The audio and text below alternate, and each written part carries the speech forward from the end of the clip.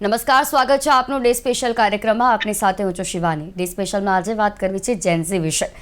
જે રીતે અત્યારે જેન્ઝી આગળ વધી રહ્યું છે અને જેન્ઝી એક કહેવાય કે કેવી પેઢી છે કે જે દરેક રીતે જુસ્સો ધરાવે છે, એટલે કે તેમને કરિયરને લઈને પણ બહુ ફોકસિંગ છે. તો ઘણીવાર એવું જોવા મળે છે કે તેમને જો ઓવરલોડ વર્ક પ્રેશર આપવામાં આવે, તેમને ઓવરઓલ વર્ક આપવામાં આવે તો કદાચ તે તેનાથી કંટાળી પણ જતું હોય છે. આજે જેન્ઝી વિશે વાત એટલે કરવી છે કારણ કે એક સર્વે આવ્યો છે અને આ સર્વે પરથી ઘણા બધા તારણો મળી આવ્યા છે. સર્વે એવો કરાયો છે કે જેમાં વેલનેસ ઇન્ડેક્સ જે આવ્યો જેન્ઝીનો, એમાં આવ્યું કે એમાં દરેક સ્તર પર ઘટાડો જોવા મળે છે. તેમની માનસિકતા હોય, તેમના આરોગ્ય હોય, તેમની લાઇફસ્ટાઇલ હોય, જે ઘટાડો જોવા મળી રહ્યો છે તે શા કારણે ઘટી રહ્યું છે? કારણ કે સ્વાસ્થ્ય, આર્થિક અસુરક્ષા અને પરિવાર કાર્ય સંતુલન જેવા પડકારો તેમના લાઈફમાં અત્યારે જોવા મળે છે. તો એ કયા કારણોસર જોવા મળી રહ્યા છે અને ખાસ જેન્ઝીની આરોગ્ય અંગેની જાગૃતિમાં 2024ની તુલનામાં 22% ઘટાડો થયો છે. આ ખૂબ જ ચોંકાવનારી બાબત છે કે તેમની આરોગ્યની બાબતને લઈને તે ક્યાંક જે કચાશ છે તે દાખવી રહ્યા છે. પરંતુ મહિલાઓની વાત કરીએ તો મહિલાઓમાં તેમની આરોગ્ય પ્રત્યે જે જાગૃતતા છે તે વધી છે. હવે જેન્ઝીમાં જે પણ આપણને છેલ્લા કેટલાય સમયથી જોઈ રહ્યા છે કે જે પ્રકારના ફેરફારો તેમના જીવનમાં જોવા મળી રહ્યા છે. હમણાં એક જ તાજેતરમાં એક કિસ્સો બન્યો કે એક જેન્ઝી નોકરી કરવા ગયો છે અને ત્યાં તેણે ફક્ત શરૂઆતના 3 કલાકમાં જ ક્વિટ કરી દીધું, એટલે કે એણે રિઝાઇન આપી દીધું કારણ કે તેને ઓવરલોડ લાગ્યું. બીજી જગ્યાએ એવું જોવા મળ્યું કે તેને જે જગ્યાએ કામ સોંપવામાં આવ્યું હતું તેને કામમાંથી ફ્રસ્ટ્રેટ થઈ ગયું. તે ઓવરલોડ એને જો કામ આપવામાં આવ્યું હતું તે ફ્રસ્ટ્રેટ થયું એટલે એણે રિઝાઇન આપી દીધું. ડિજિટલ પ્લેટફોર્મ દ્વારા નવા સંબંધોની શોધ ધરાવે છે આ પેઢી. ઘણી બધી રીતે આ પેઢીને જાણવા જેવી છે. એક તો એ તરફ કરિયર પ્રત્યે બહુ જ ફોકસિંગ હોય છે. તે કંઈક ક્રિએટિવ પેઢી આ કહેવાય છે કે તે ગમે તે રીતે પોતાની રીતે કઈ દિશામાં આગળ વધવા માંગે છે તે રસ્તો જલ્દીથી શોધી કાઢે છે. ભલે સોશિયલ મીડિયા ઉપર રચ્યા પચ્યા રહેતી આ પેઢી, તેમાં ઘણા બધા ફેરફારો હવે અત્યારના સમયમાં જોવા મળી રહ્યા છે. આપણે ભવિષ્યની જે ઉજ્જવળ ભવિષ્યની કારકિર્દી તેમની જોઈએ છે તેના વિશે વાત કરીએ કે કેવા પ્રકારની તેમની માનસિકતા છે, કેવા પ્રકારનું તે વિચારે છે અને કઈ એવી પરિસ્થિતિ આવે છે કે જ્યારે તેમને ડિસિઝન લેવાના આવે ત્યારે તે ડિસિઝન કેવા લે છે. તો જેન્ઝી વિશે આપણે વાત કરીશું. આપણી સાથે ચર્ચામાં જોડાયા છે ડૉક્ટર સપના ભટ્ટ કે જેઓ સાયકોલોજિસ્ટ છે. સપનાજી, સ્વાગત છે આપનું કાર્યક્રમમાં. સાથે સ્નેહ ખત્રી કે જેઓ યુથ એક્ટિવિસ્ટ છે. સ્નેહ, સ્વાગત છે કાર્યક્રમમાં આપનું. Thank you. સપનાજી, જેન્ઝી વિશે આપણે હંમેશા યુવા પેઢી વિશે ચર્ચા વિચારતા કરતા હોઈએ છીએ કે આજની યુવા પેઢીનો શું વિચાર છે, તે કઈ દિશામાં આગળ વધવા માંગે છે, તેમનું કઈ રીતે થિંકિંગ કરવું છે, એટલે કોઈ પણ બાબત હોય તેમાં કઈ રીતે તે વિચારતી હોય છે. આજે એટલે જ આ જેન્ઝીની વાત કરવી છે કે આજની જે આ જેન્ઝી છે, સૌ પ્રથમ તો એના વિશે આપ શું કહેશો? જેમ તમે હમણાં વાત કરી, જેન્ઝી જે ગ્રુપ છે એ ખરેખર એ લોકો બહુ જ ક્રિએટિવ છે. બહુ જ આપણે કહીએ ને આગળ પડતા, પોતાના વિશે અવેર રહેનારા છે. જે જગ્યાએ એમને વાત સારી ના લાગે એ જગ્યાએ એ બોલવા વાળા બી છે. પોતાની મેન્ટલ હેલ્થનું બહુ જ ધ્યાન રાખવા વાળા છે. દે આર વેરી ઓપન. એમને કોઈ જ વાંધો નથી એ કહેવામાં કે મેન્ટલી હું ડિસ્ટર્બ છું કે હેરાન છું, પરેશાન છું. તો ઘણી બધી સારી વસ્તુઓ જે છે આપણે કહી શકીએ ને કે જે એ લોકો ક્રિએટિવ છે, એક્ટિવ છે, એન્ટરપ્રિનરલ એમનામાં જુસ્સો છે કે ના અમારે કંઈક નવું કરવું છે, અલગ કરવું છે. કદાચ આપણે કહીએ ને કે અમુક સમય પહેલા એવું લાગતું હતું કે અમુક આના પહેલાની કે એના પહેલાની જનરેશનને એવું લાગે કે સરકારી કામ છે કે જોબ છે એ મળી આપણે એને સાચવી લઈએ, ચલાવી લઈએ અને એ રીતે જે કામ છે આપણે કહીએ ને કે એક સેફ સિક્યોર ઝોન એમાં કામ કરીએ અને એ રીતે ચાલીએ અને ચાલવા દઈએ જીવન, એ હતું. પણ આ લોકો બહુ એડવેન્ચરસ છે. આપણે કહીએ ને બહુ અલગ અલગ જાતના નવા નવા કામ એમને કરવા હોય છે. પોતાની જાતને એ લોકો ચેલેન્જ કરતા હોય છે અને ચેલેન્જીસ લેવા માટે બહુ જ કહીએ ને ઉતાવળા કે તૈયાર હોય છે. તો ઘણી સારી વસ્તુઓ છે પણ તેની સામે પછી લિમિટેશન્સ ઘણી આવી જાય. જેમ તમે કીધું કે ઓબ્વિયસ છે કે સર્વેમાં એ લોકો કદાચ પોતાની ફિઝિકલ હેલ્થ બાબતે એટલા સજાગ નથી. કદાચ એ લોકો ફાઇનાન્શિયલ એમાં પણ બહુ જ લિમિટેડ છે. જેમ તમે જ એક્ઝામ્પલ હમણાં આપ્યો કે એક વ્યક્તિને એવું લાગ્યું કે જોબ નથી સેટ થઈ રહી, 3 કલાકમાં એને ક્વિટ કરી દીધું. તો એ એડજસ્ટ કરવું, શીખવું, વેઇટ કરવું, થોડું સામેવાળા પ્રમાણે કરવું, એ કદાચ એ લોકોમાં નથી અને એ લોકો ઉતાવળિયા ડિસિઝન બહુ ફટાફટ લેવામાં માનતા હોય છે કે આ નહીં તો આ. અને મોસ્ટલી જયારે વાત કરીએ ને તો દે ફીલ કે જેમ મેં તમને કીધું ને ગવર્મેન્ટ નાવ દે ફીલ કે ના પ્રાઇવેટ સેક્ટર હોવો જોઈએ, પ્રાઇવેટ કાં તો એવી રીતે એ ટાઈપની જોબ્સ હોવી જોઈએ, ઓર અધરવાઇઝ પછી પોતાનું કંઈક કરવું છે, કંઈક અલગ કરવું છે, કંઈક નવું કરવું છે, એનામાં એ પડતા હોય છે. તો એમાં પછી પેલે ફાઇનાન્શિયલ સિક્યોરિટીની એ બાબત કદાચ પાછળ રહી જાય કે અચ્છા લોંગ ટર્મમાં શું રહેશે, એકદમથી જોબ છોડાય કે ના છોડાય, બીજી મળશે કે નહીં મળશે, એ વિચાર્યા કર્યા વગર એટલે આપણે સારું ના કરીએ, કહી શકીએ કે એ લોકો વિચારતા નથી, સમજતા નથી, પણ એ લોકોના બહુ ક્વિક ડિસિઝન્સ હોય છે. આમ ટોલરેટ કરવું, વેઇટ કરવું, સમજવું કે એની કોશિશ કરવામાં એ કદાચ ઓછા માને છે. એટલે બટ એક સપનાથી વાત કહેવાય કે ક્વિક ડિસિઝન પણ એમને અમુક વખત ભારે પડી જતા હશે એમના ઉપર. એક્ઝેક્ટલી, બિલકુલ બિલકુલ. હવે ઘણી વખતે શું થાય કે આપણે સમજો ને, હું તમને 2 જનરેશન પહેલાની વાત કરું તો લોકોને કેવું હતું, કરિયર ડિસાઈડ કરવાથી માંડીને એવું હતું કે અચ્છા આ કરિયર આ છે તો આગળ જતા આમાં આટલો ફાયદો તો છે જ, કે આટલી જોબ્સ તો છે જ, એટલે એક સિક્યોરિટીથી ચાલતા હતા. પણ આજની જનરેશન જે ઝેનઝી છે એ તો બિલકુલ નહીં વિચારે, એમનો થશે કે ના ના કંઈક અલગ છે, સમથિંગ ડિફરન્ટ, મારે તો આ જ કરવું છે, આઈ શુડ બી ડિફરન્ટ, આગળ જઈને જોયું જશે. તો જે પેલી સિક્યોરિટી વાળું પાર્ટ છે કદાચ ઓછું આવે, અને પછી એના લીધે પણ એમને આપણે કહીએ ને મેન્ટલ હેલ્થ ઇશ્યુઝ વધી રહ્યા છે. બટ એ સજાગ છે કે મેન્ટલ હેલ્થ ઇશ્યુઝ વધે છે, તો એના માટે મારે હેલ્પ લેવી પણ બહુ જ it's okay, like they are very open, અને ઓપનલી વાત પણ કરતા હોય છે, મદદ લેવા પણ તૈયાર થાય છે. તો ઘણા બધા પ્લસ અને માઇનસ છે, બટ આઈ રિયલી અપ્રિશિએટ, અને મને એમની એક વસ્તુ બહુ ગમતી હોય છે કે દે are very much open, like to share, અને કહેવા માટે એવું નહીં વિચારતા કે નાના મોટા છે તો ના કહેવાય, વાત ના કરાય, શેર ના કરાય. એ એમના મનમાં જે હશે એમનો પોઈન્ટ ઓફ વ્યૂ તો મૂકતા જ હોય છે. પછી કદાચ એને એક્સેપ્ટ લોકો કરે કે ના કરે અલગ વસ્તુ છે, બટ એ એમની વાત મૂકવામાં માનતા હોય છે. That is the I think best part of this પણ હવે જેન્ઝી. આપણે વાત એવા જેન્ઝી સાથે જ કરી લઈએ કે તેમના શું વિચાર છે. સ્નેહ, તમે જે પણ સાંભળ્યું, અમારી વાતચીત સાંભળી, પ્રશ્ન સાંભળ્યો, તમે જેન્ઝી માંથી આવો છો તો તમારા વિશે તમે કહેશો કે તમારી થિંકિંગ કેવી છે, તમારી સાથે સંકળાયેલા જે જેન્ઝી પેઢી છે તેમની શું વિચારસરણી છે? હું મેમના થોડા પોઈન્ટથી ડિસએગ્રી કરું છું. જેન્ઝી લોકો અવેરનેસ તો ઘણી બધી હોય છે કે એ લોકોની મેન્ટલ હેલ્થનું ધ્યાન રાખવું જોઈએ, કે લોકોની મેન્ટલ હેલ્થ ખરાબ હોય છે, એ બોલતા બી હોય છે. બટ અમારા જેન્ઝીમાં એક શબ્દ છે ફ્લેક્સ નામનો.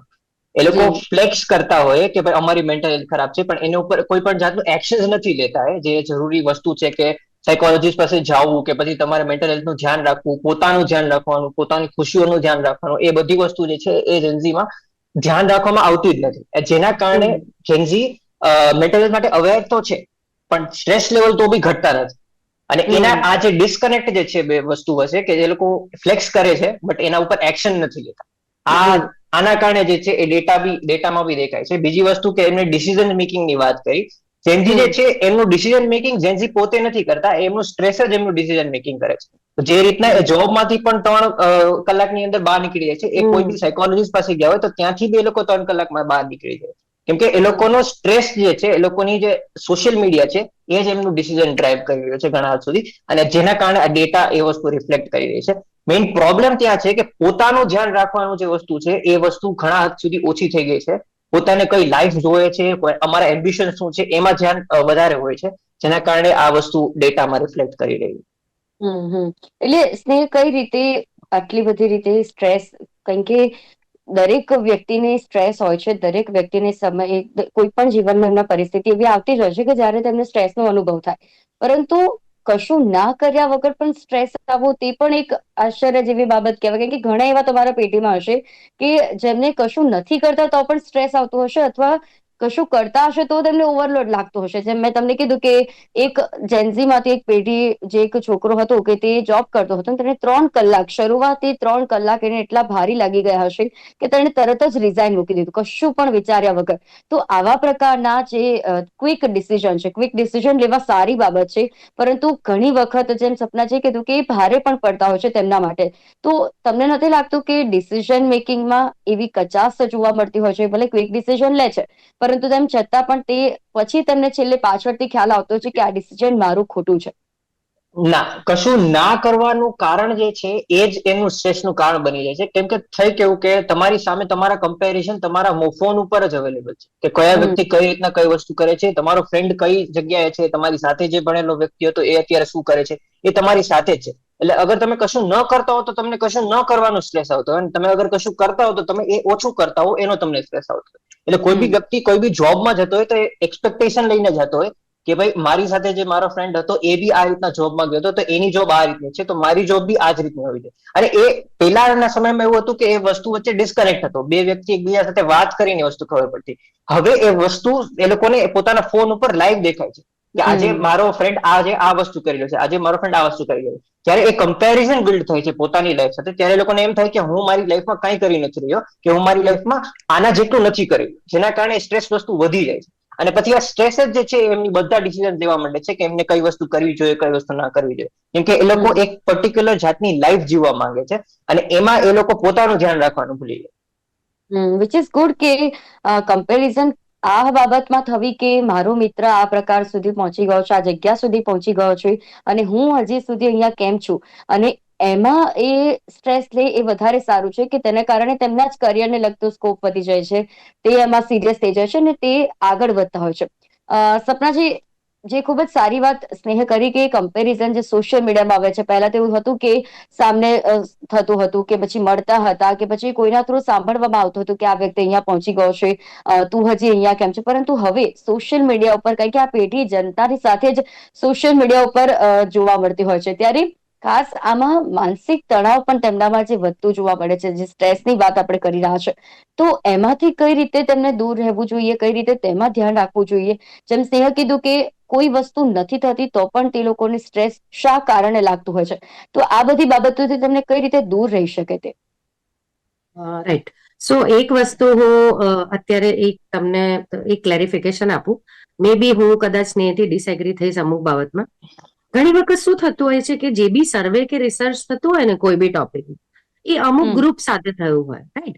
હવે અત્યારે હું જેટલા ગ્રુપ સાથે, જેટલી કોલેજોમાં હું વર્ક કરું છું, જેટલી કોલેજીસ સાથે કે જેટલા કોર્પોરેટ સાથે હું કામ કરું છું, ત્યાં જેનઝી છે પ્લસ કોલેજમાં સ્ટુડન્ટ છે, એ ગ્રેજ્યુએશન થી લઈને પીએચડી લેવલ સુધીના છે. મારા ધ્યાનમાં જેટલા પણ આપણે કહીએ ને કે જેમ અવેરનેસ લોકોમાં હોય એમ લોકો છે ને હેલ્પ લેવા માટે ભાગતા હોય છે. તમે માનશો નહીં, સપોઝ મારે એક કોઈ જગ્યાની વિઝિટ 4 કલાકની હોય તો મારી પાસે 4 થી 5 સ્ટુડન્ટ ઓલરેડી અપોઇન્ટમેન્ટ માટે હોય છે અને વેઇટિંગમાં હોય છે કે મારે આઈ નીડ કાઉન્સિલિંગ. એમને ખાલી ખબર હોય કે આ જગ્યાએ હેલ્પ માટે જઈ શકીએ. તો એક જે વસ્તુ છે ને, જ્યાં આ હેલ્પ રીચ નથી થતી કે લોકોને અવેરનેસ નથી, ત્યાં લોકો કદાચ હેલ્પ નથી લઈ શકતા, એ એક પ્રોબ્લેમ હોય છે. અને ત્યાં કદાચ વધારે સ્ટ્રેસ લોકોને ફીલ થતો હોય છે. કેમ કે કોઈ પ્રોબ્લેમ થયો, સપોઝ અત્યારે કોઈ બેઝિક કોઈ બીમારી આવીને લોકોને ખબર નથી કે આનો ઈલાજ શું છે, તો એમને અવેરનેસ નથી, તો હેલ્પ નહીં લઈ શકે. બટ જ્યાં લોકોને ખબર છે કે આવું કંઈક થાય તો તમારા માટે આ હેલ્પ પ્રોવાઇડેડ છે, તમને હેલ્પ મળી શકશે તો લઈ શકો.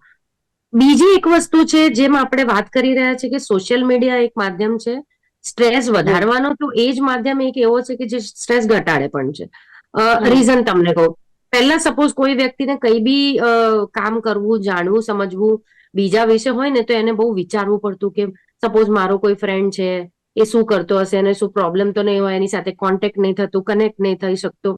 અત્યારે ઇટ ઇઝ ઓન રીચ, તમે તરત જ એને કોન્ટેક્ટ કે કરી શકો. સાથે કોઈની સ્ટોરી પરથી તમને સમજ પડે, તમે જાણી શકો, સમજી શકો, એમાંથી શું લેવું શું ના લેવું વ્યક્તિ પર છે. 1 થી 2 વર્ષ પહેલા સીન એવો હતો કે કોઈના લાઇક્સ પર કે કોઈ બહાર ગયું છે એ બધાથી, કે કોઈની સ્ટોરી વધારે ફોલો થાય છે એ બધાથી લોકોને બહુ નેગેટિવ અસર થતી. પણ હવે જનરેશન સમજી ગઈ છે કે ના ના, એટલું બી એવું નથી. લાઇકિંગ્સના રીઝન અલગ હોય છે. જે તે વ્યક્તિ કોઈ જગ્યા હોય તો ખાલી ફોટો પડાવતી વખતે જ આટલું આ હતું, બાકી એકચ્યુઅલ સીન અલગ છે. તો મારું કહેવાનો મતલબ છે કે જેમ જેમ વ્યક્તિ કોઈ બી વસ્તુ માટે અવેર થતી હોય ને, તો અત્યારે જ્યારે પણ હું જેનઝીના કોન્ટેક્ટમાં આવું છું ને, એમની સાથે વર્કશોપ લઉં કે મેન્ટલ હેલ્થ શું છે, તો they are very much okay to share, and they are very much okay. એ લોકો ઘણા પણ એવું કહેતા બી હોય છે કે ના, અમે થેરેપી લઈ રહ્યા છે, અમને લાગ્યું અમને જરૂર હતી તો વી આર ટેકિંગ. તો આ એક અવેરનેસ નો પાર્ટ છે કે ભાઈ ઓકે, મારે સપોઝ કોઈ ઇન્ફોર્મેશન માટે જાણવું છે તો એક ક્લિક પર છે, સર્ચ કરવું છે તો મારી પાસે છે. તો જે લોકો કંઈક કરતા હોય છે ને, એમને સ્ટીલ કંઈક આગળ વધવું છે, કોમ્પિટિશન શોધશે કે ઓકે, મારો ફ્રેન્ડ કે મારા કોલીગ કે મારા ક્લાસમેટ મારાથી અહીંયા આગળ છે, તો એની આખી ડિટેલ તમારી પાસે એક ક્લિક પર છે. તો તમે વિચારીને એ કરશો કે ના ના, એ જેવું કરે છે, કદાચ મારા માટે રસ્તો તૈયાર છે. તો મારે બહુ પોતે રસ્તો બનાવવા સર્ચ કરવાની જરૂર નહીં. પણ જે લોકો નેગેટિવલી એ વસ્તુને લેવા માંગતા હોય ને, આઈ થિંક એ અમુક વર્ગ છે, બહુ મોટો વર્ગ નથી એનો, કે જે લોકો એવું વિચારતા હોય કે ઓકે બીજા કંઈક કરે છે, હું કંઈ નથી કરતો, તો કદાચ જેમ તમે કીધું જોઈને કદાચ મોટિવેટ થાય ને ઉલટું કરવા માટે પ્રેરિત થાય. નહીં કરવા માટે તો એમની પાસે કોઈ એવું મોટિવેશન નથી.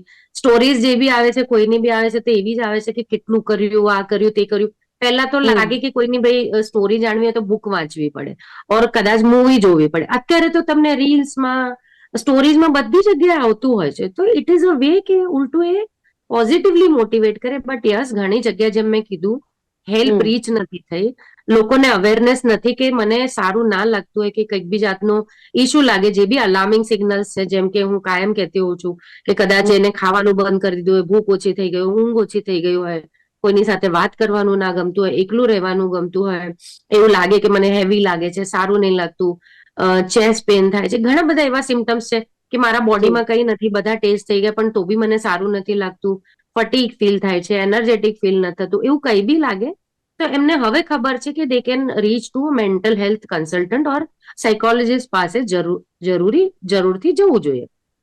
અને ત્યાં હવે એમને એ બી ખબર છે, પહેલા તો કદાચ એવું કહેવામાં આવતું ને કે ભાઈ સાયકોલોજીસ્ટ પાસે ગાંડા હોય, ક્રેઝી હોય, મેન્ટલ હોય, એ લોકો જાય. પણ નાવ દે આર અવેર, કેમ કે એ બધું પણ આ રીલ્સ કે ઇન્સ્ટામાં કે ફેસબુકમાં કે બધે જેટલા બી મીડિયા, સોશિયલ મીડિયા સાઇટ્સ કે ઇન્ફોર્મેશન આપવા વાળી જગ્યાઓ છે, ત્યાં બધું ખબર જ છે કે આટલું કયું હોય તો હું જઈ શકું. થેરેપી શું હોય છે, એકચ્યુઅલી શું થાય, અને સપોઝ કોઈને ના ખબર હોય ને, they can go and question, અને સામેવાળો તરત આપણે જોતા જ હોઈએ છીએ ને, રિપ્લાય પણ આપણને આવે છે. તો એ મીડિયમનો સારી રીતે ઉપયોગ કરી અને એમના મેન્ટલ હેલ્થ પર વર્ક કરી શકે. અને જે લોકો કરતા હોય છે, જે લોકો રીચ કરે છે, ડેફિનેટલી એમના ફીડબેક્સ એ જ હોય છે કે એમને બહુ જ ફરક પડ્યો છે, હેલ્પ મળી છે. સો સ્નેહજીને પણ હું કહીશ કે જે તમે જે બી ગ્રુપમાંથી આવતા હો, જે બી તમારી કોલેજ હોય કે જે બી તમારું કોર્પોરેટ હોય કે જે બી તમારી જોબની જગ્યાએ, પ્લીઝ આસ્ક પીપલ કે અવેરનેસ કેમ્પેન કરો, અવેરનેસ પ્રોગ્રામ્સ કરો, તો એટલીસ્ટ એક, ધારો કે હું એક વ્યક્તિ પાસે પહોંચું, એક સ્નેહને ખબર પડે તો એનાથી કનેક્ટેડ એના ફેમિલી છે, એના રિલેટિવ્સ છે, એના ફ્રેન્ડ્સ છે, એની સોસાયટી છે, એના નેબર્સ છે, એટલા લોકોને તો અવેરનેસ થશે અને આપણે બધા આ કામને આગળ વધારીએ અને લોકોને હેલ્પ પહોંચાડીએ. બિલકુલ. સ્નેહ, વે ઓફ થિંકિંગ કેવી હોય છે આ પેઢીની? જે પ્રકારે આપણે વાત કરી રહ્યા છે કે દરેક પ્રકારે ક્વિક ડિસિઝન હોય છે, અને ઘણી બધી રીતે કમ્પેરિઝન થી પણ પોતે આગળ વધવું છે કઈ રીતે તેના વિશે હોય છે. ફ્યુચર ગોલ્સ પણ તેમના બહુ એક નિશ્ચિત રીતે તેમને નક્કી કરેલા હોય છે. તો વે ઓફ થિંકિંગ કયા પ્રકારની જોવા મળે છે, કઈ રીતે તેમને અલગ પેઢીથી, લાઈક જેન્ઝીને અન્ય પેઢીથી અલગ પાડતી હોય છે? વે ઓફ થિંકિંગ મોસ્ટલી જે છે એ લોકો ખાલી વિચારે છે, એ લોકોની એક્શન્સ નથી લેવાતી, એવું મેં ઓબ્ઝર્વ કર્યું છે ઘણી બધી રીતના. જ્યારે મેમ બી કે છે કે એમની પાસે અવેરનેસ પછી લોકો આવે બી છે, બટ એ લોકો જે આવે છે એમની પાસે કાઉન્સિલિંગ માટે, એ લોકોની સ્લીપ સાયકલ જે છે, એટલે કે સુવાનો જે ટાઈમિંગ છે, એ હંમેશા એ જ રીતના રહેવાના જે રીતના પહેલા હતા. એ દેખાડે છે કે એ લોકો અવેર છે, એ લોકો એક્શન લે છે, પણ એ વસ્તુ ઉતારતા નથી. એ વસ્તુ જ્યાં જ્યાં જરૂર હોય એમની લાઈફમાં ચેન્જ નથી લાવતા. આ વસ્તુ જે છે ડિસિઝન મેકિંગમાં સૌથી વધારે ઓલું થાય છે કે એ લોકો વિચારે છે કોઈ વસ્તુ વિશે એક્ટ પણ કરવા માંગે છે, પણ એ કોઈ દિવસ એક્શન એમની લાઈફસ્ટાઈલની અંદર દેખાતી નથી. અને આ જ વસ્તુ જે છે એમને સેપરેટ બનાવે છે બીજી જનરેશનથી, કે એ લોકો ખાલી વિચારે છે, એ લોકો ખાલી વાતો કરે છે, બટ એ વસ્તુ એમની એક્શન્સમાં દેખાતી નથી. અને આ મેજોરિટી કેસીસમાં જોવા મળે છે. એવું નથી કે કોઈ બી એક પર્ટિક્યુલર યુનિવર્સિટીમાં જોવા મળે છે, કોઈ બી એક પર્ટિક્યુલર ગ્રુપમાં જોવા મળે છે. એ ઓવરઓલ સેન્સમાં જે છે એ લોકો એક્શન જે છે એમાં બિલીવ ઓછું થતું જાય છે. અને બીજું કારણ કે જે સોશિયલ મીડિયાની અંદર બીજા વ્યક્તિ વિશે તમે જાણી શકો, પણ બીજા વ્યક્તિ સાથે વાત કરવાનું કે એમને મળવાનું રિયલ લાઈફમાં, એ બધી વસ્તુ જે છે એ ઓછી થઈ જાય છે. જેના કારણે લોનલીનેસ જે છે એ પ્રોબ્લેમ હજી રહે છે. એના કારણે જે છે આ સેલ્ફ કેર અને લોનલીનેસ, આ બે કારણોને કારણે જે છે મેન્ટલ હેલ્થમાં કોઈ બીજો પ્રકારનો ચેન્જ જોવા નથી મળતો, અને એના કારણે સ્ટ્રેસ જે છે એકલા એ રહેવાનું ડિસિઝન કારણ મેકિંગ છે, કરે કારણ કે સ્નેહ, આપણે એ પણ જોયું છે કે મોટાભાગે લોકો, લાઈક જે આજની જનરેશન છે, એકલા રહેવાનું પસંદ કરે છે. તો શું એકલા રહેવાથી દરેક સમસ્યાનો અંત આવી જશે? એકલા રહેવાથી ઘણું બધું આપણે કરી લઈશું, ઘણી બધી વસ્તુ મેળવી લઈશું, તો એકલા રહેવાનું કારણ શું? મનુષ્ય કોઈ દિવસ એકલું રહેવા માંગતો જ નથી. મનુષ્ય હંમેશા સોશિયલ બિંગ જ રહેવાનો છે. એ વ્યક્તિ એવું કહે છે કે એમને એકલું રહેવું ગમે છે કેમ કે એ બોલવું જે છે એ કુલ બની ગયું છે, એ બોલવું જે છે એ ફ્લેક્સ બની ગયું છે કે ના ભાઈ, મને તો કોઈની જરૂર નથી, મને કોઈની સાથે રહેવાની જરૂર નથી. હર એક વ્યક્તિ પોતાના માટે એક ના એક પાર્ટનર ગોતતો જ હોય છે. હરેક વ્યક્તિ પોતાના માટે એક ના એક ફ્રેન્ડ ગોતતો જ હોય છે. કોઈ બી એવો વ્યક્તિ નથી હોતો કે જે કોઈની સાથે વાત ન કર્યા પછી પણ એ વ્યક્તિ પોતાની અંદર શાંત રહી શકે, કેમ કે વ્યક્તિ એઝ અ મનુષ્ય કોઈ દિવસ એ રીતના રહી જ ના શકે. એના કારણે એ લોકો જે છે એ વસ્તુ કુલ બનવા માટે થઈને ઘણી વાર બોલતા હોય કે ભાઈ મને એકલું રહેવું ગમે છે, મને પ્રોડક્ટિવ રહેવું ગમે છે. પણ ક્યારેક કેવું છે કે તમે કામ કરતા હો, તમારું કામ સફળ જાય, તો એ સફળતા કોઈની સાથે શેર કરવું જે છે એ તમને વધારે ખુશી આપી શકે. અને એ જેન્ઝીમાં ઘણા હદ સુધી ઓછું થઈ ગયું છે આ લોનલીનેસ ના કારણે.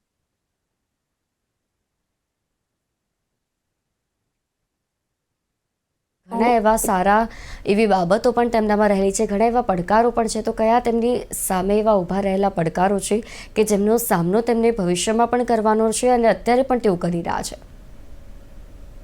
ઘણા બધા ચેલેન્જીસ છે કે સોશિયલ મીડિયામાં આજની તારીખે દેખાતું જ હોય કે એક રેસ જેવું થઈ ગયું છે કે કયા વ્યક્તિને કઈ જગ્યાએ પહોંચવું, કઈ રીતના કરવું. એના માટે એમની પાસે 10 લોકો અવેલેબલ છે કમ્પેરિઝન માટે કે આ રસ્તો રહ્યો આ.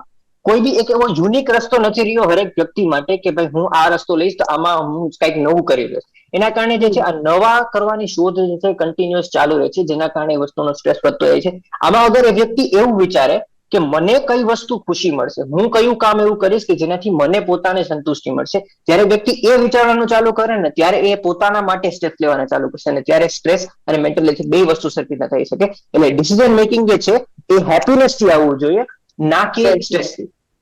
ચોક્કસ સ્નેહ, ખૂબ જ સારી આપણે વાત કરી કે કોઈ પણ ડિસિઝન જો કોઈ પણ વ્યક્તિ લે છે, ગમે તે, આપણે ફક્ત જેન્ઝીની વાત નથી કરતા, દરેક વ્યક્તિ માટે વસ્તુ છે કે કોઈ પણ ડિસિઝન લે તો તેને તેનાથી તેના મેન્ટલ હેલ્થને કોઈ પણ પ્રકારનો ઇસ્યુ ના થવો જોઈએ, તે તેના સારા માટે હોવો જોઈએ.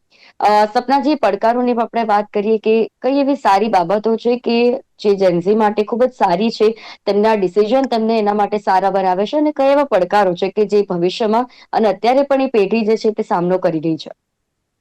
જી, તો પડકારો આપણે જેમ વાત કરીને કે એ લોકોને વેઇટ કરવાનું, જે કહીએ ને સહન શક્તિ, કોઈ બી એક્શન લીધું પણ એના માટે રિઝલ્ટ ઓરિએન્ટેડ આપણે તરત થઈ જાય કે ક્વિક રિઝલ્ટ જોઈએ, એ એક વસ્તુ થોડી ચેલેન્જિંગ છે, કેમ કે એમને તરત જ જોઈતું હોય છે. અને કારણ એના ઘણા બધા છે, આપણને ખબર છે કે એક ક્લિક પર બધું જ હાજર છે. જેમ પહેલા જમાનામાં એક સિમ્પલ એક્ઝામ્પલ આપું કે આપણને ટીવી કે રેડિયો ઓન કરવાનો હતો તો લોકો શું કરતા હતા, ઉભા થાય અને પ્લગ અને સ્વિચ સુધી જવું પડતું હતું. જી.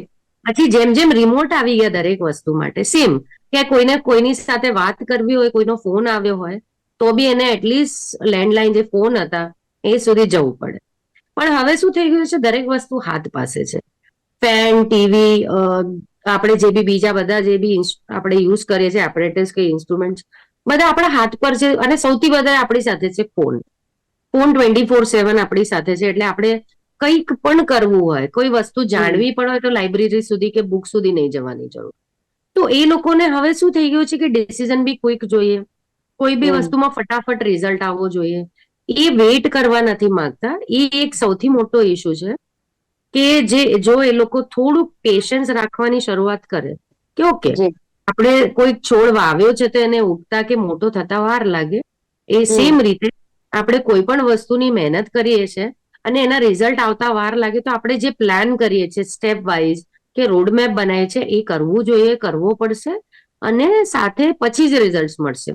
જી, બિલકુલ. હવે સપનાજી, જેમ સ્નેહે એટલે વાત કરી, એક રીઝન શું હોય કે આપણે આપણા આઈડિયલ્સ જે સેટ કરીએ છીએ, કે જેને આઈડિયલ માનીએ છીએ ને, એ અત્યારે જે પોઝિશન છે એને આપણે કમ્પેર કરીએ છીએ, એની જી. જર્ની નથી જોતા. કદાચ એ જર્ની જોઈએ તો આપણને ખબર પડે કે આટલા હાર્ડવર્ક પછી આપણે સક્સેસફુલ થઈ શકીએ.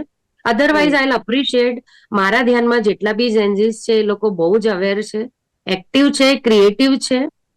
એ લોકોને બહુ જ એવું લાગે છે કે કંઈક ને કંઈક ચેલેન્જીસ લેવા છે.